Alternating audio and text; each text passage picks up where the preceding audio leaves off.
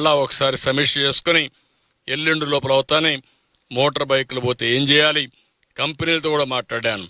అదే మరి electronic goods అయితే మొత్తం వాళ్ళ ఏజెంట్స్ అందరినీ పిలిపించాను. నేను ఒకటే చెప్పాను, కొంతమంది లేబర్ ఛార్జెస్ అన్ని 100% ఎగ్జామ్ చేస్తామని, ఇంకొక విధంగా స్పేర్ పార్ట్స్ అన్ని 50% వరకు మేము సబ్సిడీ ఇస్తామంటే, కాదు మీ మేనేజ్మెంట్స్తో మాట్లాడండి, 100% ఇవ్వగలిగితే ఇవ్వండి, CSR ఫండ్స్ వాడి మీరు ఈ కార్యక్రమం కూడా చేయమని ఇప్పుడే సమావేశం పెట్టి వాళ్ళకు కూడా ఆదేశాలు ఇచ్చాను. వాళ్ళు కూడా నాకు ఇచ్చినటువంటి విషయం మనం చూస్తే చాలా విషయాల్లో చేయగలుగుతాం, కానీ ఒక్క టీవీల్లో మాత్రం ఆ స్క్రీన్స్ కానీ అవన్నీ పోతే అది వీలు కాదు. ఒకసారి వర్షానికి తడిచిపోతే టీవీలు రీప్లేస్ చేయాల్సి వస్తుంది, 90% పాడైపోతాయని చెప్పారు.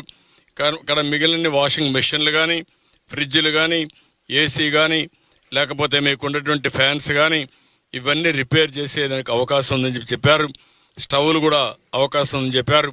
అవన్నీ కూడా చేపించి మళ్ళీ నార్మల్ లైఫ్ వచ్చే వరకు ప్రతి ఒక్కరూ తిరిగి కోలుకొని ధైర్యంగా ముందుకు పోయే వరకు ప్రజలకు అండగా ఉంటామని చెప్పి మరొకసారి అందరికీ విజ్ఞప్తి చేస్తూ, మరొకసారి అందరికీ ధన్యవాదాలు, నమస్కారాలు.